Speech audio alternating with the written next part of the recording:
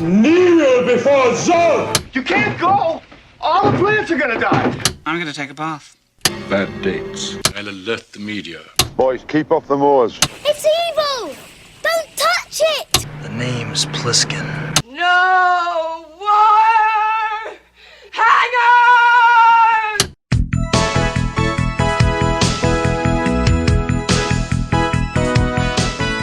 Welcome to Vintage Video, where we're rewatching the 80s so you don't have to. We'll be reviewing every major film release of the 1980s in chronological order, overanalyzing what you've seen and spoiling what you haven't. I'm Patrick O'Reilly. I'm Jesse Bayless. And I'm Richard Wells. And today we're discussing Body Heat, released August 28th, 1981. It was written and directed by Lawrence Kasdan and released by Warner Brothers. After the successes of Raiders and Empire, Fox signed Lawrence Kasdan to a deal to write and direct an original film. Fox president Alan Ladd Jr. was a supporter of the script, but the studio was not keen on the proposed cast of unknowns, so Ladd took the project with him when he left Fox to found the Ladd Company, which earlier this season has also produced Outland and previously Bette Midler's concert film Divine Madness, which we did not cover because it was a concert film. The Ladd Company required an experienced director to agree to step in the event first-time director Kasdan did not work out. George Lucas stepped in to the backup slot to return the favor of Kasdan stepping in to complete the script for Empire Strikes Back after Lee Brackett passed away during the film's development. In secret, Lucas also offered to cover any budgetary overages on set from his own exec producing fee, something Kasdan said he only learned recently. So I guess they didn't use that? No, they didn't have to. Ladd's only request was that William Hurt shave the mustache because he thought it crossed a line and made Racine look like a softcore porn actor, but Kasdan would not budge on the mustache. I think they are both right. Yes. It looks softcore and I like it that way. Originally set to shoot in New Jersey in the summer, the production was delayed by the 1980 actors' strike and had to move to Florida in winter. It was so cold on set that the actors had to keep ice in their mouths to keep their breath from fogging over. The same tactic was used on the set of recent Patreon pick Jaws 2, also shot in Florida. Wait a minute. Yes. It was so cold in the movie that's all about it being constantly hot. Yes. Yeah. Yep. That sounds so much worse to film if you're constantly being sprayed down to And there's fans pointed at you all the time. Oh, it's already freezing. That sounds so uncomfortable. They spray you down with water and point the fan make at you you. look sweaty. I don't know. And you can't shiver. Honestly, I am even more impressed with their acting ability now, knowing that that's the circumstances in which they filmed this. Well, after Altered States and Eyewitness, I feel like William Hurt was like, get me the sweatiest script you can find. Cool Hand Luke. Perfect. Wait, they already made this. New York casting agents had initially steered Kathleen Turner away from Kasdan, but when she came in weeks later to audition for All the Marbles in L.A., agent Wally Nacita had a good feeling and brought her to Kasdan, who was impressed. Her only credits so far were appearances on the soap opera The Doctors, but after multiple auditions, even the Ladd Company execs were convinced she was the right choice. She's wonderful in the film, though, and her voice is inescapably reminiscent of Lauren Bacall's. Add to that she's incredibly gorgeous and willing to do all the nudity this role requires. I don't know how you could possibly say no to this person. Hurt and Turner have both insisted they were comfortable on set, and to make the crew comfortable, they would both strip completely nude and introduce themselves one at a time to the entire crew before filming. That makes you more comfortable? Apparently. I feel like that's more awkward. Yeah. The nude scenes were actually much more graphic in the first cut, but the scenes were tightened up a bit after the premiere to lock in the best possible distribution deal. Director Kasdan has admitted recently, to me privately, that the major casting choices of the film were based entirely on the actors' last names. So the character with all the twists and turns is played by Turner. The character who ended up Hurt is played by Hurt. And the character who does all the dancing is Ted Danson. He does do a lot of dancing. He dances so much in this. On a budget of $9 million, it brought in $24 million. So definitely paid for itself. This was a successful film. The title sequence plays mostly in darkness with tantalizing little snippets of a curtain blowing in a breeze, light cutting through spindles of cigarette smoke, and what looks like a naked woman lying on her side across the bottom of frame. When it ends, we see a sweaty, shirtless Ned Racine, played by William Hurt, staring out the front window of a house at smoke billowing into the sky across the street. And the faint sirens of fire trucks on approach blend into the slow, jazzy score. Behind him, a naked redhead pulls on a bra and complains about the heat. She asks him what's on fire. Seawater Inn. My family used to eat dinner there 25 years ago. Now somebody's torched it to clear the lot. It's a shame. Probably one of my clients. Later, we'll meet the specific client he's probably thinking of here. The woman announces her impending departure, and he barely reacts until she pokes fun at him a bit, and he joins her on the bed. I spent most of the film thinking this opening scene, we were going to come back to it. Like, as if this is the future and we're going to come back to the fact that this place is on fire. And then it never came back. No, like, it's just setting him up as like a sleazy lawyer type. Yeah. We cut to a courtroom where Racine and another attorney, Peter Lowenstein, played by Ted Danson, speak privately with Judge Robert Costanza. Everyone is basted in sweat as aluminum fans twirl, and the judge is getting impatient with the case before him. Some kind of literal toilet heist. The judge recommends that Racine get his client to accept Lowenstein's generous plea deal in exchange for avoiding jail time. But don't test my patience for even 5 more minutes. If he hesitates, I'll nail him. I'll talk to him. Racine communicates his client's options or lack thereof to the man, and we cut away to Stella's coffee shop, where the competing attorneys sit side by side at the bar. They wonder aloud why Costanza hates Racine so much, and he concludes that Costanza must have been in on the toilet heist, and he's mad that it didn't work out.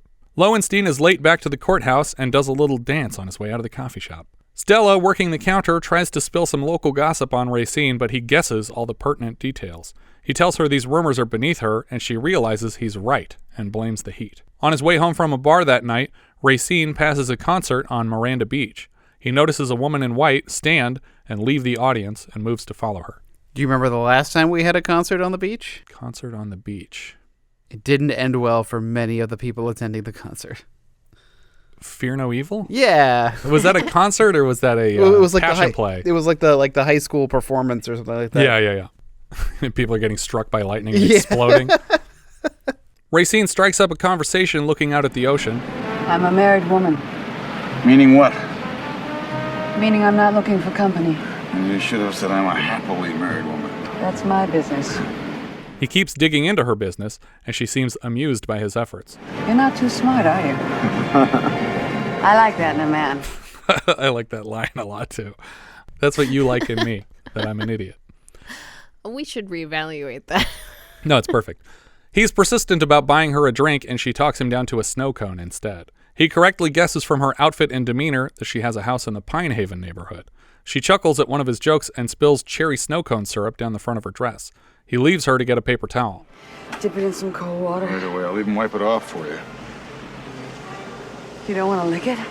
When he returns from the men's room with paper towels, Matty, as we'll come to know her, is gone, and her coat is folded over a railing. The next day, he drives a convertible through Pine Haven and returns to the same beach concert venue looking for Matty, with no luck. He takes home a nurse instead, and we cut right to the woman dressing up for work the next morning while he lies naked in bed. The next night, he pops into a cocktail bar and finds Matty near the door. He takes a seat beside her and pretends it's a coincidence. She suddenly tells him about her porch chimes and how they used to mean a cool breeze, but not anymore. They talk about the heat again and make formal introductions. As they touch hands, Racine notices that Matty Walker is burning up. Wow. You all right? Yes, I'm fine. My temperature runs a couple of degrees high, around 100. I don't mind. It's the engine or something. Maybe you need a tune-up. Don't tell me. You have just the right tool. I don't talk like that. He confesses he came here looking for her, just as he notices angry glares from all the other bar patrons. She explains they've all tried hitting on her already, and he's gotten to sit here the longest. She's tired of the attention, and he suggests she not come out dressed this way.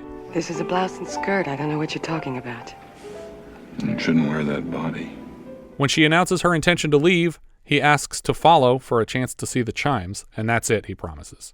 She suggests they should leave at separate times in case she ever comes back with her husband, and he claims not to see the point, so she slaps him and moves to a booth seat. He leaves angrily, and we cut right to him following her home. It was all part of the ruse. They park outside, and he follows her right through the front door, and she leads him wordlessly upstairs. They step out onto a balcony to see the chimes, and he asks what they keep in the boathouse that he can see below. A boat. He tries to take her face in his hand, and she urges him out. He walks out to his car and then leans on the door for a moment, staring frustratedly up at the chimes on the balcony. He rushes back to the locked door and works his way around the house looking for a way in. She watches him with palpable anticipation. Eventually, he snatches up a small table or maybe a chair from the porch and hurls it through a glass door before rushing in to take Matty in his arms. They kiss passionately. We get another insert of her wedding ring, but they don't stop. She pries open his shirt to kiss his chest while he works her skirt up around her waist and dips his hand into her panties. He tears them down and tosses them on the carpet, and they collapse together on the floor. Hours later, they're in bed together, and Matty's hand sneaks down to Racine's crotch under the blanket. The next day, Racine wanders into his office to meet a new client, an older woman who he promises to earn a big settlement for. We cut to later afternoon in Matty Walker's guest house on the shore. Inside, Racine stands to fill a window frame nude and glistening with sweat. Matty rises behind him, also nude. She starts massaging him from behind, and he asks for a minute to recharge. She drags him by the penis back to the bed, and they are sprawled out over each other again, but we cut to Racine, half-dressed in a bathroom, fishing through the Walker's medicine cabinet. He notices Matty laundering the sheets they slept in, and insists that no one should know what they've done, including her own staff, because knowledge is power. Back at Stella's coffee house, Lowenstein sits down with Racine. Whenever they're here, Racine has a beer and Lowenstein has iced tea. Lowenstein tries to pry into Racine's latest sexual exploits, but he refuses to kiss and tell. A cop friend, Detective Oscar Grace, joins them at the table and talks about how busy the heat wave has kept him. The heat drives people to murder. We cut back to the Walker residence and a breeze jingles the chimes. Upstairs, we find Racine and Matty in bed again, and then immediately we cut to them taking a post-coital ice bath together. She's depressed because her husband returns tomorrow, so we get a quick montage of Racine waiting out the weekend in the heat alone. The next night, he wanders back to the house to find Matty standing in the yard under a gazebo. Hey, lady, you want to fuck? The woman, wearing a similar dress to what we've seen from Matty, turns around and considers the offer out loud as Racine backs away, stuttering and embarrassed. I'm sorry. You are. You mean the offer's no good? I feel like a jerk. Turns out this is Marianne, a friend of Matty's, and Matty walks up to hand Marianne some paperwork. Matty invites her to stay for dinner, but she gives the couple their privacy. Matty tells Racine not to worry about the slip-up. Marianne is like a sister. We cut to the foggy balcony later as Matty and Racine redress after more sex. Matty is talking about her husband Ed's holdings and will. She mentions that her husband or people he works with may own Miranda Beach and a building on the sand called The Breakers. But Racine thought someone named Maury Fisher owned all that. This name doesn't come back, though, this Maury Fisher character. Right. I thought that was going to be more important. She says she's too nervous to continue talking about this stuff because it's hard not to fantasize about her husband's death. That's where we're at, isn't it? What do you mean? That's what we're both thinking, how good it would be for us if he was gone. It'd be real sweet for us. No, Ned, please don't. Don't talk about it. Talk is dangerous. Sometimes it makes things happen. It makes them real. That's scary. Ned says there's nothing to worry about because Edmund is a healthy man and he won't just die out of the blue to make things easy for them. Now we get this weird scene that I couldn't quite place. I don't understand what's happening here, but we cut to a prison where Racine walks through the hall with his detective friend and they shake hands before they part ways. I don't know what we're establishing here, but he visited the prison. He talked to his detective friend there. We cut to a beach at night where Racine and Matty talk more about Edmund's will. Apparently she signed an ironclad prenup, so divorce is useless. She asks if he would still love her if she weren't rich, and he says it doesn't matter. She leads him away to a surprise, a dressy hat, a reference to a comment he made at the bar on their second night together after she complained about the horrors of life in general. I know that sometimes the shit comes down so heavy I feel like I should wear a hat. Sometime later, Matty walks off the porch of her home to greet her arriving husband, Edmund Walker, played by Richard Crenna, and he's surprising her on this trip with her young niece, Heather. When Ed returns to work the next Monday, he leaves Heather behind and mentions that his sister, Roz, will pick her up Thursday. It feels like he's caught wind of her dalliances and has left a child as a sort of chaperone. Later, we see Matty at a payphone calling Racine to tell him to lay low for a while. One weeknight, he surprises her all sweaty and undressed on the porch, and she warns him away, reminding him Heather is asleep upstairs, and this is too dangerous. Matty seems to decide on a blowjob to get him to leave as quickly as possible, but before she can even start, Heather catches them, and we cut right to Roz picking her up Thursday. Matty looks very worried as Roz and Heather pull away because her affair is entirely resting in this girl's hands now. The next weekend, Racine enters a fancy-ish restaurant to enjoy a meal by himself when he bumps into the Walkers, Matty and Edmund, together. Matty successfully sells the story that Mr. Racine, whose first name she claims not to know, is a lawyer who represented a man interested in buying their property. Edmund invites Racine to join them for dinner, which actually seems crazy to me, but I think it becomes clear shortly. The men talk about their law school backgrounds, but Ed says he couldn't make money fast enough in the courtroom, so he switched to a more business-minded career. Finance, basically. Venture capital, real estate, investments. We're into a few things. After Ed makes some offhanded remark about how Matty doesn't understand this stuff. And don't try and explain that to her. I'm too dumb. A woman, you know. She steps away to use the restroom, and Ed makes it clear that he knows exactly what's going on. She is a lovely lady. Yeah, she is. And I'm crazy about her. If I thought she was seeing another guy, I don't know. Oh, I could understand how it could happen. Her being the way she is, I could understand it, but I think I'd kill a guy with my bare hands. That's understanding. Presumably, his niece Heather described a man with Racine's distinctive mustache, and Ed has been reading the body language at the table, but later we'll learn that he didn't learn anything from his niece. He's just put this together on his own. Edmund goes on to say that he detests the type of guy who doesn't have the guts to do what's necessary when the time is right, almost daring Racine to kill him later. Yeah. They laugh together, but then just as the scene ends, Racine's laugh turns into a terrified glare, and we cut to Racine running along a beach. He's jogging past the Breakers building that Edmund supposedly owns, and it's wrapped in fencing and no trespassing signs, a likely candidate for the next development-motivated arson of the city.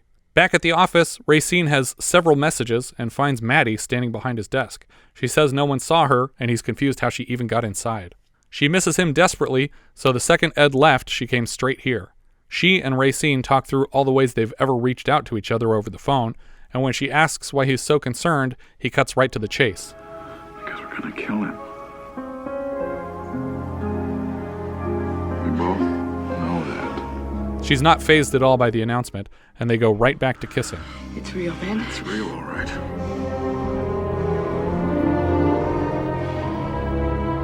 And if we're not careful, it's gonna be the last real thing we do. Racine apparently already has a plan in mind. Late at night, Racine explores the abandoned Breakers building. He waits for a patrolling police car to pass before heading inside and down to the basement. He sees a small collapsed section of wood, and the score highlights some kind of discovery. I'm not sure the significance of what he sees here. I'm guessing just a structural weak point, maybe? Yeah, he's just like, there's a lot of wood there. Fire eats wood. Back at the Walker house, Matty laments that half of the will goes to her and half goes to Edmund's sister, Roz, which feels unfair to her. She seems to think that, as an attorney, it might be within Racine's power to make changes to the will. She will tell Edmund to bring it home, and they will make the adjustments and claim that this was all done with Ed's approval.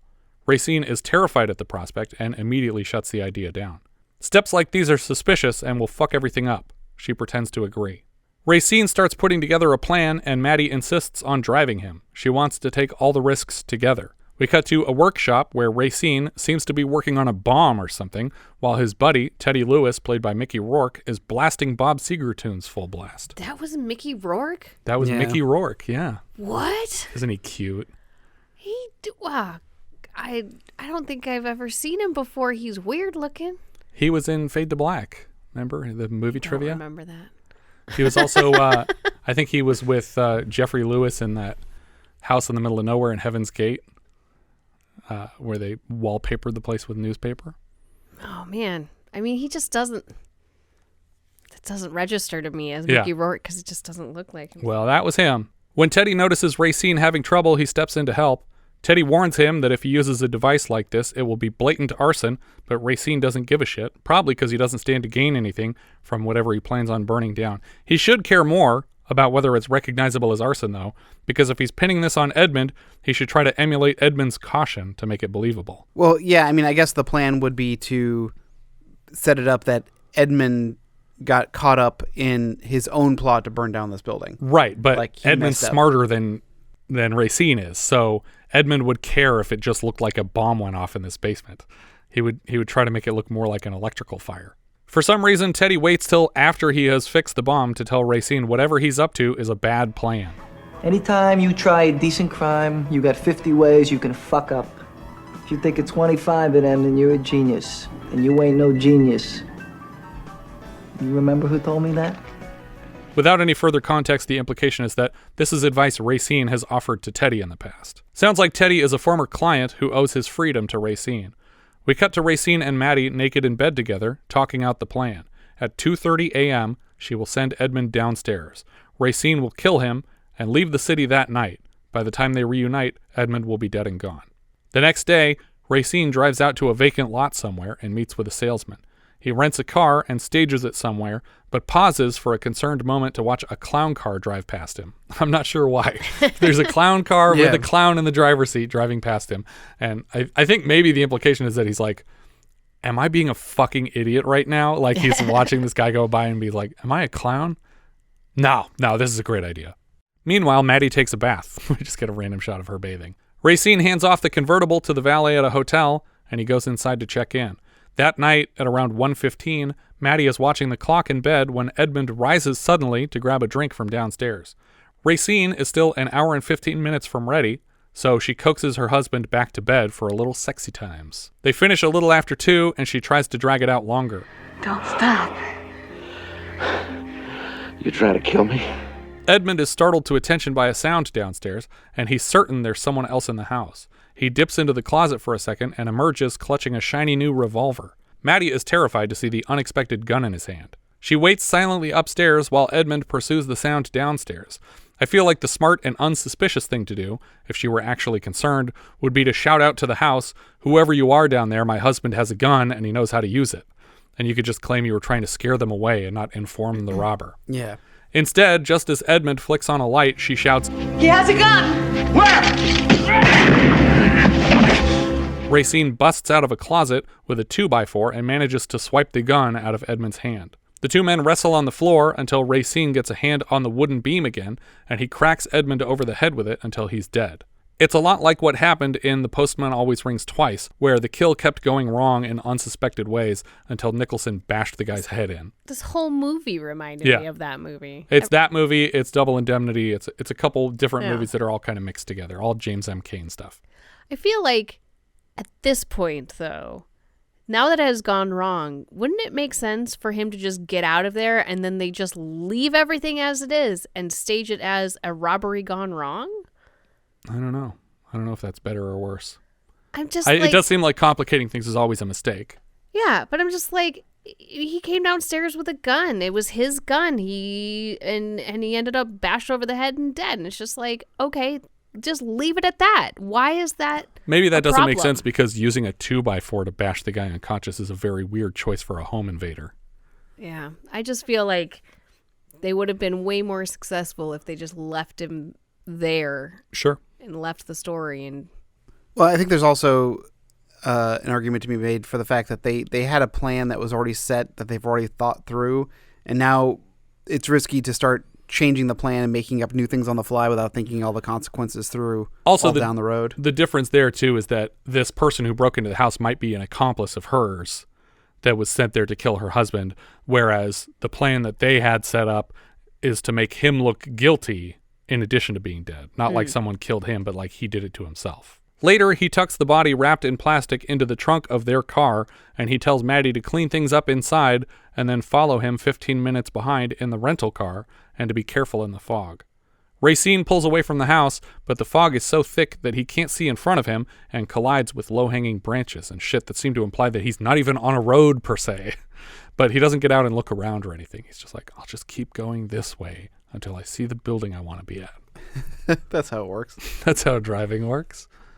Next, he makes a dangerous left turn onto a busy street and is nearly killed by cars going in both directions. He gets to the basement of the Breakers building, and under the cover of some fog, he carries Edmund's body inside and lays it next to the arson bomb. Racine starts up the device and sets a time. He lifts a beam and pins Edmund's body to the floor with it to indicate that Ed set this bomb off but got trapped down here before it exploded.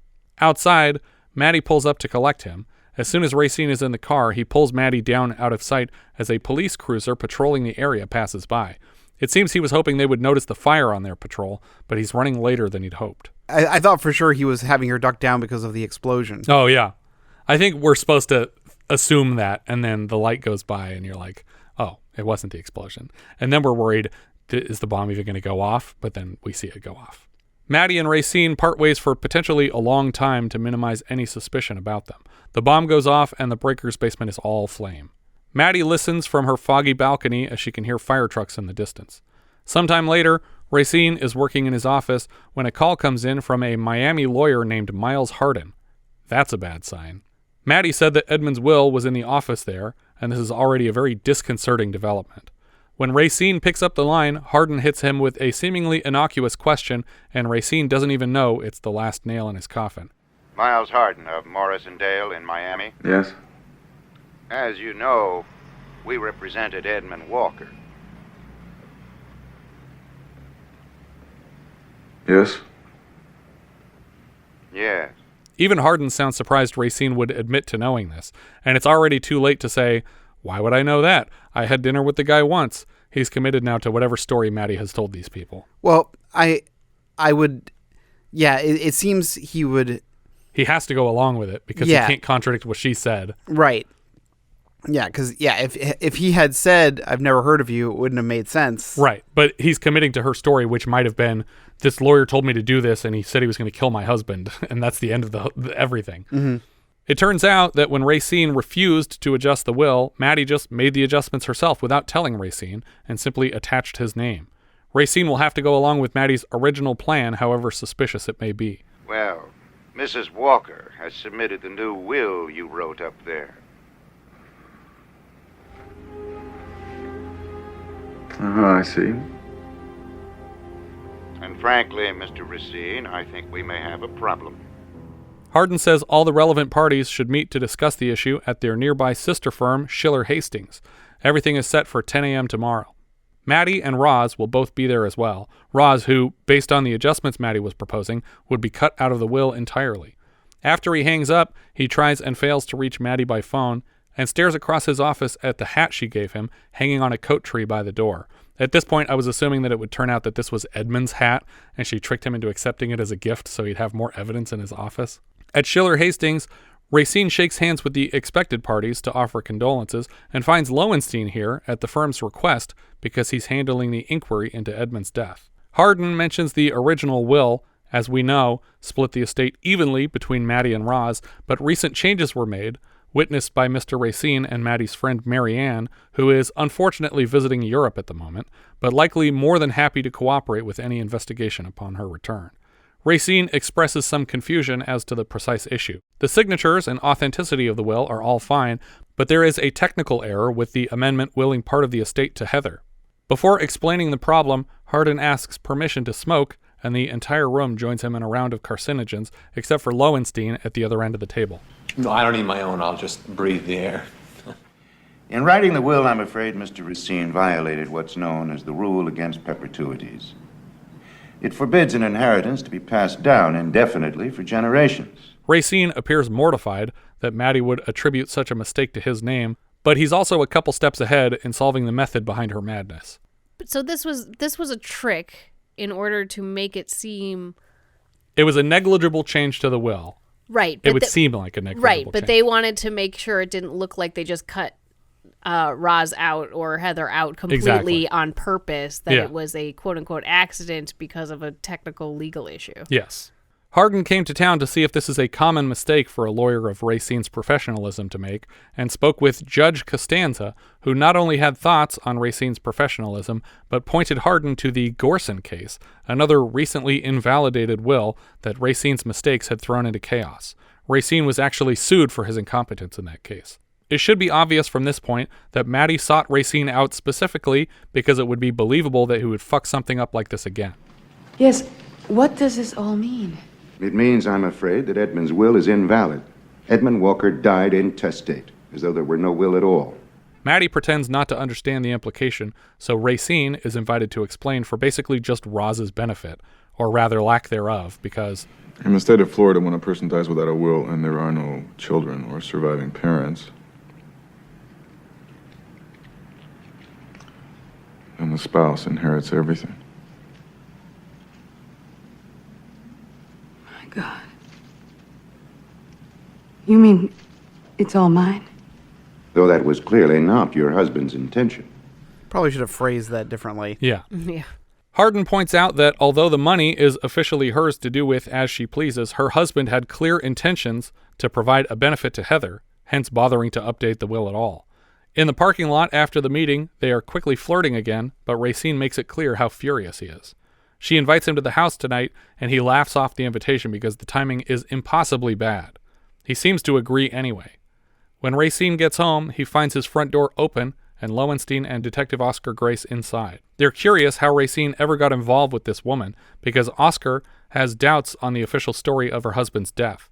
They agree it was arson, but they don't think Edmund set the fire himself, and they doubt his business partners would be so sloppy.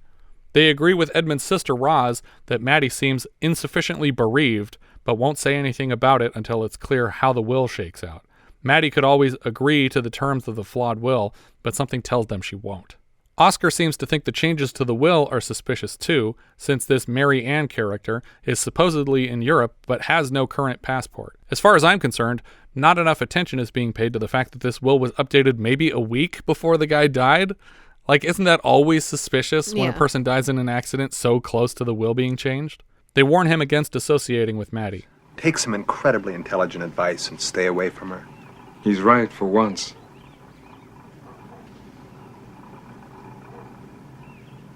Well, I'm sorry, guys.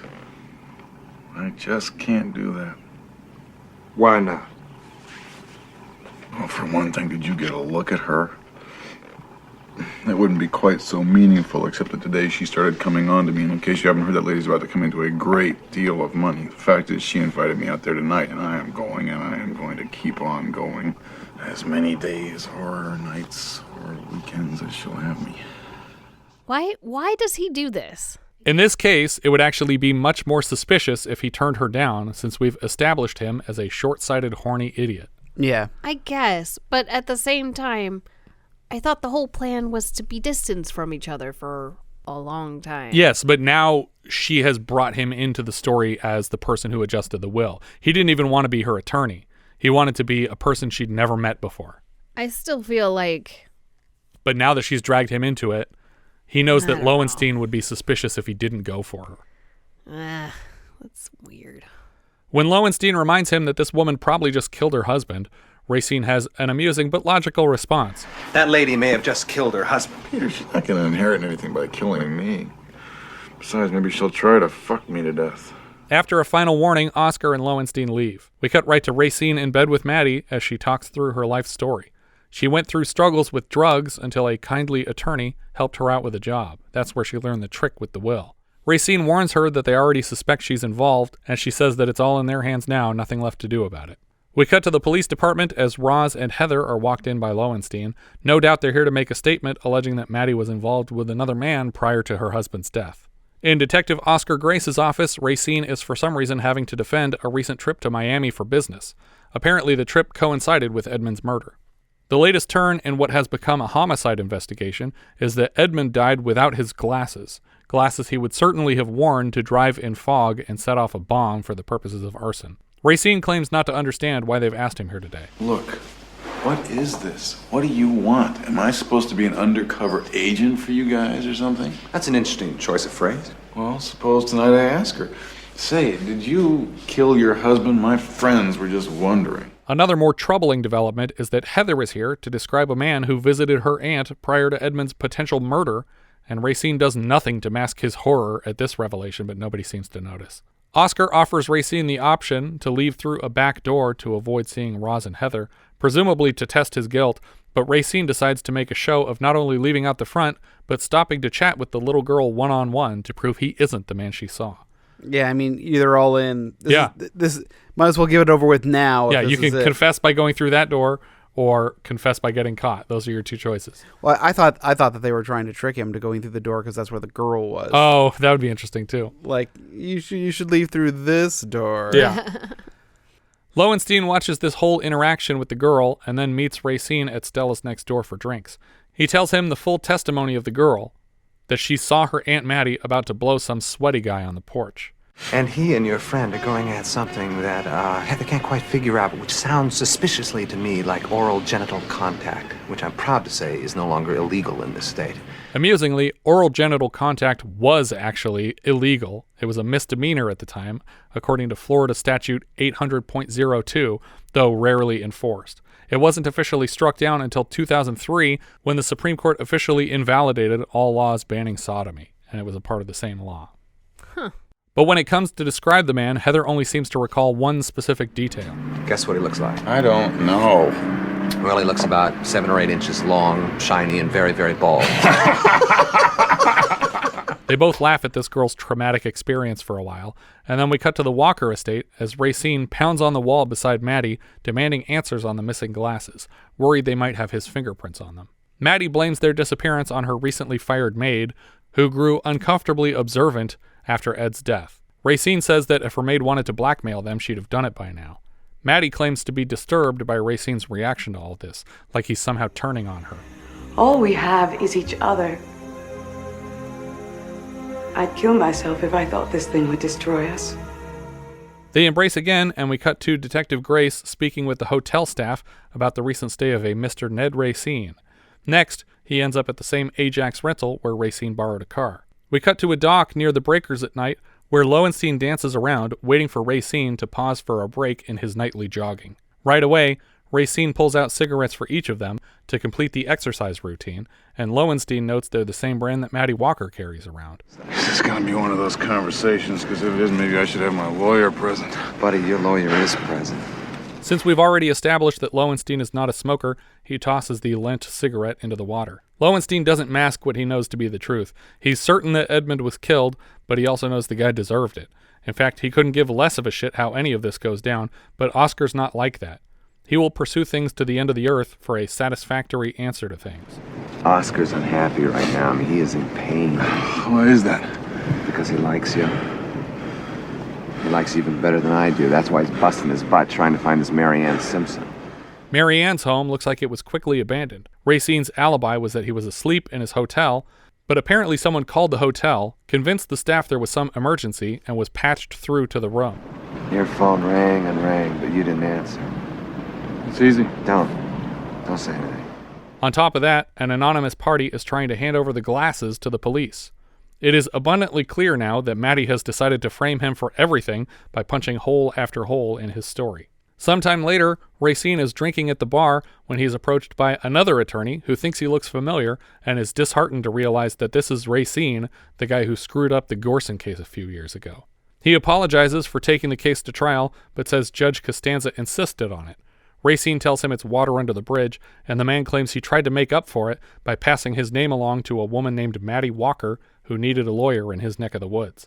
The recommendation doesn't really hold water, though, because undoubtedly this guy knows lawyers who aren't fuck-ups, so he'd have no reason to recommend Racine, and even if he did it as an apology, he definitely shouldn't have brought up that Racine is notoriously shitty with last will and testament stuff, which he apparently also told this woman.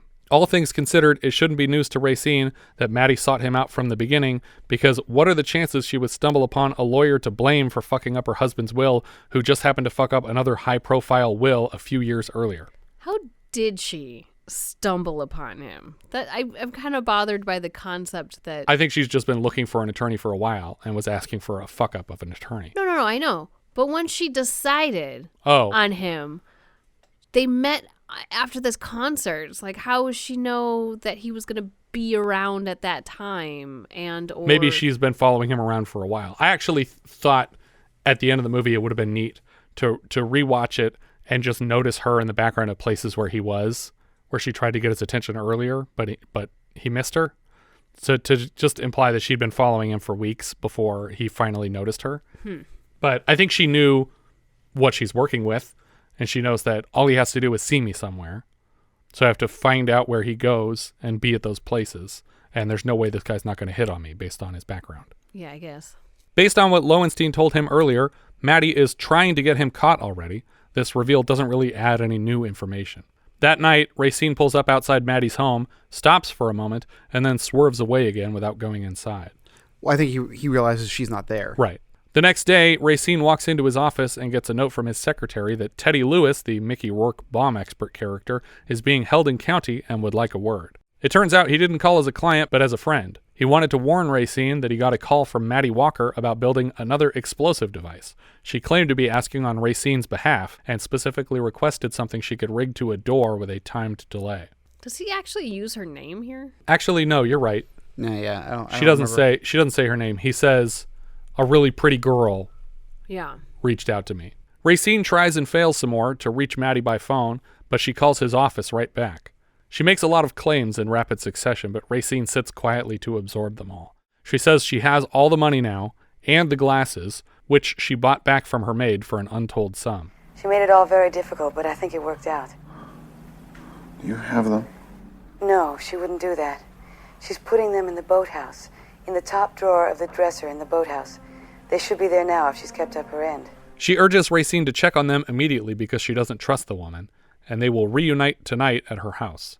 We cut to that evening, and Racine approaches the boathouse. Before he opens the door, he recalls Teddy's warning and decides to peek in from other angles to check for a bomb. His suspicions are confirmed when he finds a wire just inside the door. If she were really trying to blow Racine up, why go to his friend to order the bomb? Why did she assume Teddy wouldn't warn him? We cut to Detective Oscar Grace's office, where he and Lowenstein prepare to arrest their friend. Inside the Walker house, Racine opens a closet and retrieves the handgun that Edmund almost killed him with. Oscar stops by Racine's place, finds it empty, and heads to Matty's. Racine drinks himself almost to sleep in Matty's gazebo within earshot of the chimes, awaiting her arrival. Matty pulls up out front and seems confused to find an unexploded boathouse. She walks toward it until Racine surprises her in the yard. She goes to him and caresses him to reassure him, but recoils when her hand touches the gun in his. It's all ours now. We could leave tonight if we wanted to.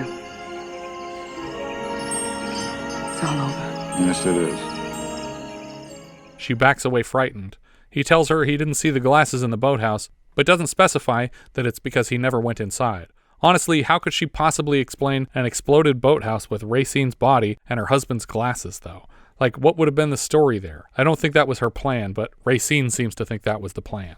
Well, there's no glasses in there. I don't think there were glasses were in there at all. Well, it doesn't matter either way, but it seems like he thinks her plan was, I'll go into the house and she'll blow me up.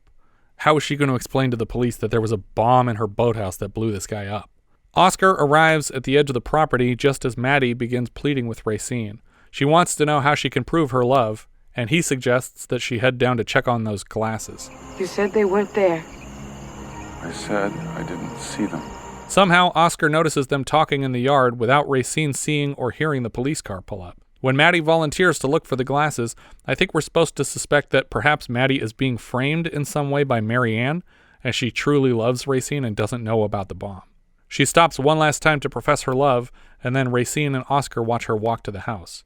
As she gets closer, Racine finally believes in her love and drops the gun to stop her before she reaches the house. He's halfway there when it explodes. Matty!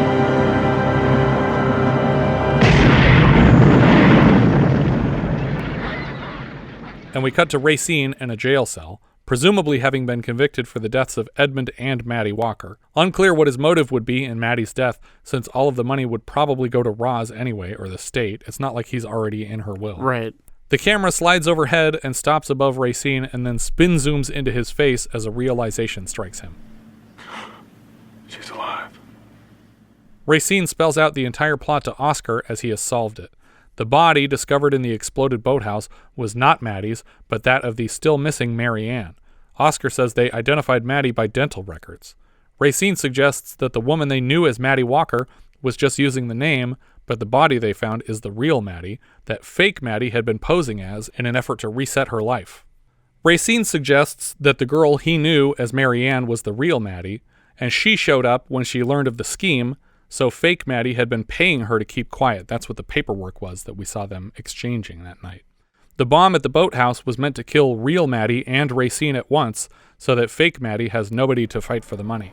A way to solve all her problems and get clear with no one looking for her. And Oscar, she was right too, because I would have never stopped looking for her. Matty killed this other girl and put her body in the boathouse. It was so perfect. It was so clean. You find two bodies, me and this girl. Two killers dead. Case closed. Racine is fascinated with the brilliance of the plan and points out to Oscar that he still hasn't found the money. which should be all the proof he needs. Racine's theory is a bit paranoid for Oscar's taste. Weeks later, a fully bearded Racine is in his cell when a package arrives. He ordered a yearbook from Wheaton High School in Wheaton, Illinois. A note accompanying the yearbook suggests it is only being loaned to Racine because he claimed to be the cousin of a deceased student from the school. He pages through the book looking for Matty and finds Matty Tyler, nicknamed Smoocher, whose only listed ambition is to graduate, but it's not Kathleen Turner's face. Elsewhere in the same class, he finds a photo of Mary Ann Simpson, nicknamed the Vamp, whose ambition is to be rich and live in an exotic land. The camera tracks up to show the face of Kathleen Turner, Mary Ann Simpson, who has spent the film posing as her classmate Matty Tyler. Well, of all the lies, why would you give the actual school that you and your friend went to? Yeah, Right. There's a lot of stuff that she tells him that she shouldn't have. I guess in case he tries to look her up. We dissolve from Mary Ann's yearbook photo to fake Matty relaxing on a beach in a tropical paradise, identifiable from geographic features as Sugar Beach in St. Lucia. The man relaxing beside her comments on the heat, the only part of her former life she hasn't escaped. She puts on some sunglasses and the camera tilts up to the sky as credits roll over the clouds. I feel like I don't want this ending. I would rather She get caught somehow, or No, I'd rather have his delusional story be the end and be like, Is that what happened? Is that what happened? Did she really do that? Did she switch places and or did she die? I'd much rather kind of leave it ambiguous because Sure. all the other characters don't know the answer really. And yeah, and with Postman earlier this year, at the end of the story, he's like grieving over their deaths, but we don't know his fate. We don't know if he ends up going to jail for it or what. So you would end it before the yearbook? Before the yearbook, before the island, he's, obviously towards the end of the film, he's putting everything together, and then he goes to jail, and you don't know if he's just kind of going crazy and putting more intent. What if they confirm the other way that he is crazy, and when the camera tilts up on the yearbook photo, it's a velociraptor in a wig? It's like, holy shit, he's just crazy. What? This is not in the yearbook. There's no way that's the picture in the yearbook. He's insane. I just think that I like the idea of leaving it ambiguous. Yes, no, I agree. I think that would be smarter and definitely cheaper. You save a flight for Kathleen Turner to St. Lucia for this one shot. But yeah, that makes sense to me. But I think that it was a deliberate choice to have her win and to confirm that she won and that she ended up in exotic lands. I was hoping that the glasses she was going to put on were going to be the just guy's covered glasses. in fingerprints. Well, but, recognizably William Hurt's fingerprints all over the glasses. Well, no, yeah, well, recognizably Richard Crenna's glasses. Yeah, she's converted into sunglasses. Yeah, she had the lenses removed and made into sunglasses. It was like a trophy. Just cut to a whole montage of that process. I don't know. That's too much. Yeah, no, I like this movie though. I still think of the two, I prefer Postman Always Rings Twice from this year in terms of noir, murder mystery. I definitely prefer this to Postman. Yeah, I think I actually prefer this one as well. It had more mystery to it, first of all, and yeah, the other one's more of a suspense thing than for sure. But this, I think that I just generally was more engaged in this one. Sure. I also think that it's kind of weird how good a fit William Hurt and Kathleen Turner are, because the characters that they play in this movie are very similar in terms of just their general darkness as people, but they also kind of got typecast as these two characters for their entire careers.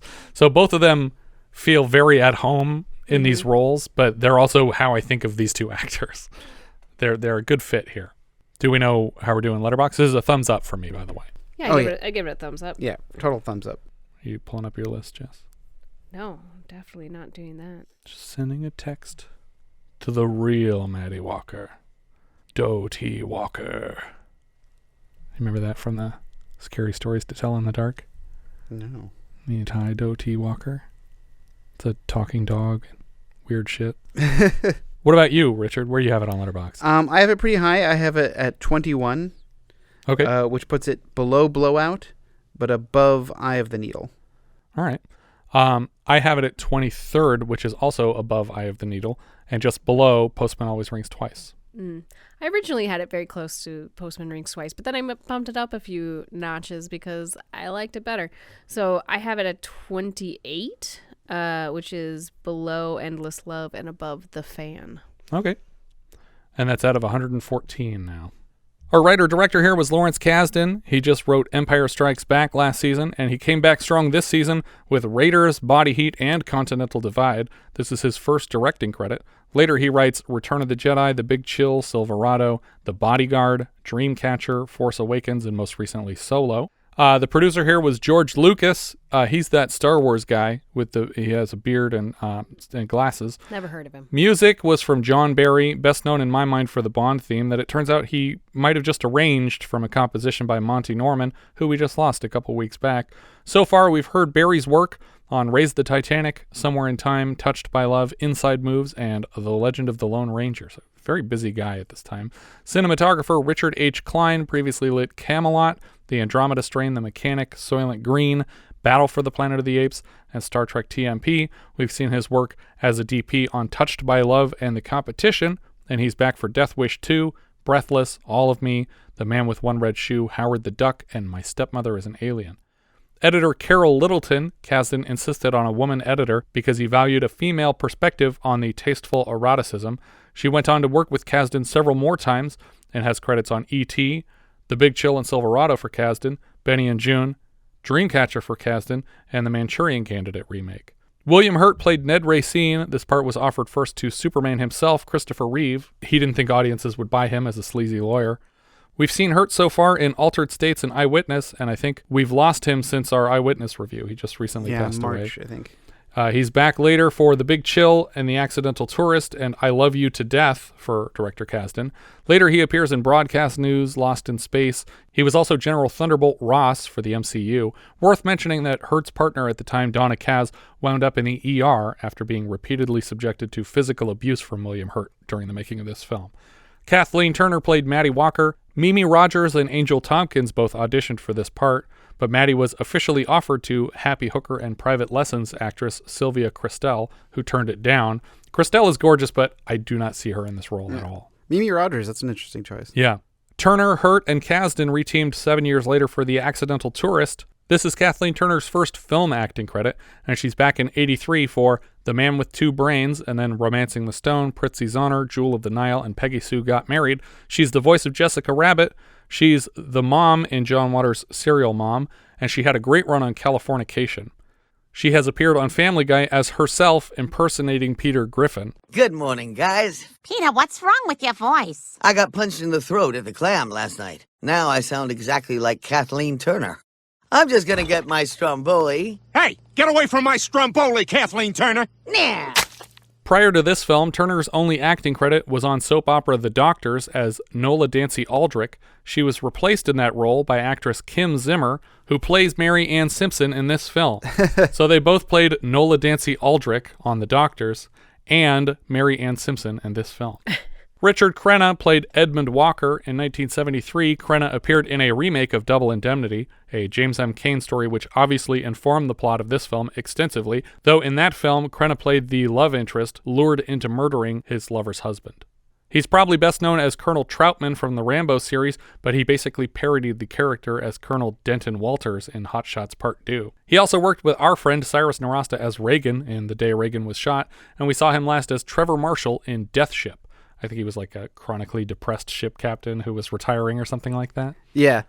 I feel like he's pretty underused in this movie. Yeah, that's probably true. He could have done more. But he does really sell the moment in the restaurant when he's confronting Hurt. Ted Danson played Peter Lowenstein. This part was considered for Jeff Goldblum, which I would have also loved.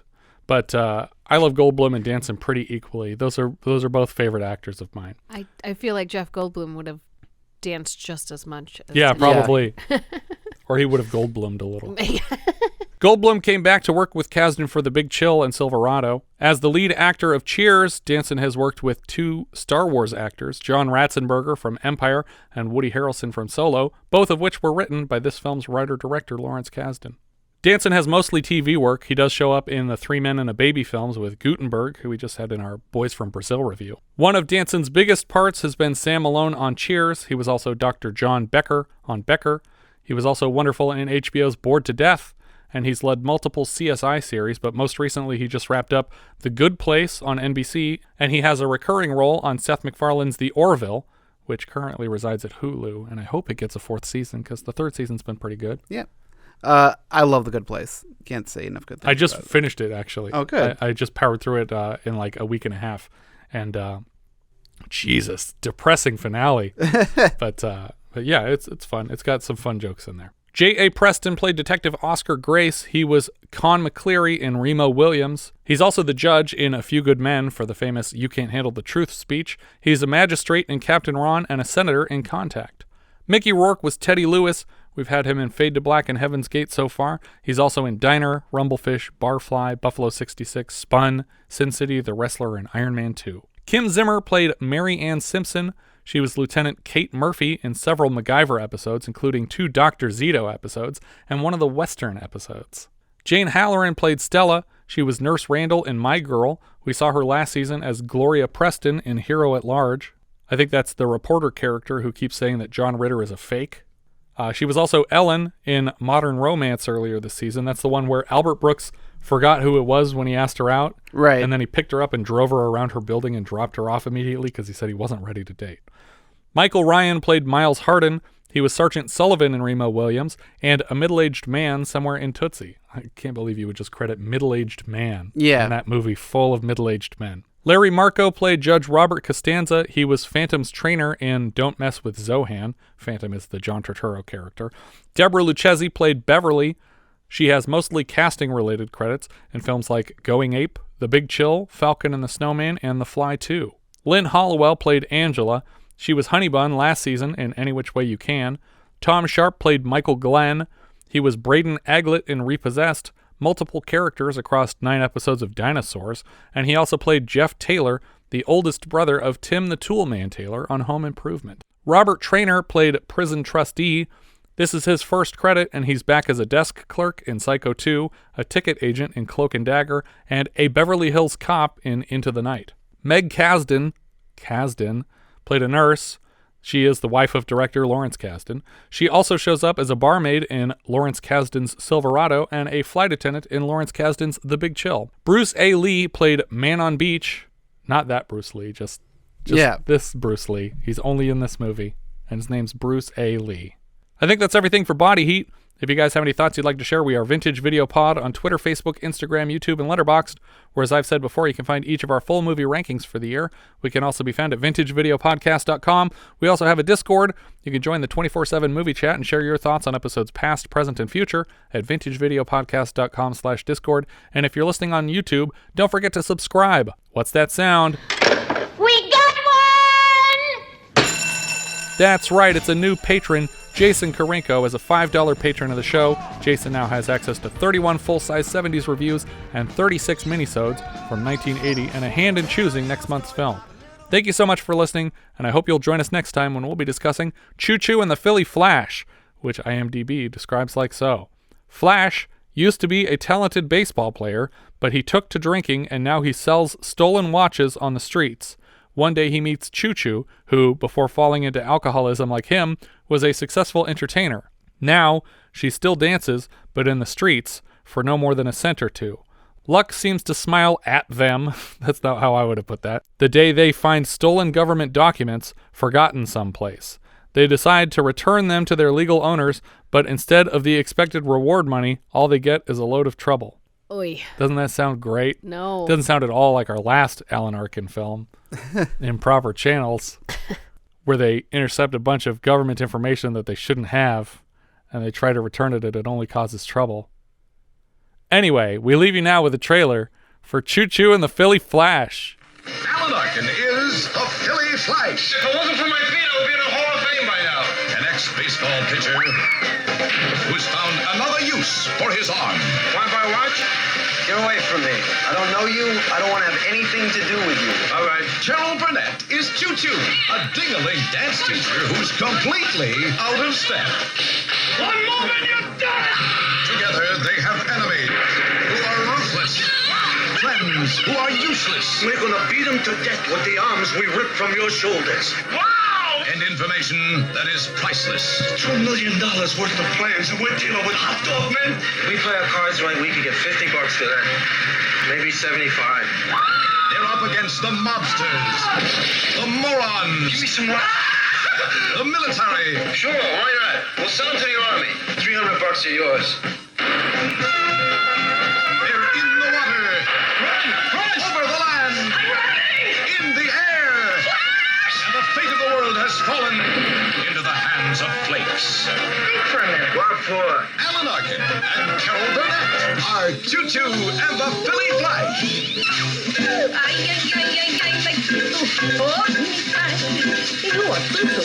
Choo-Choo and the Philly Flash.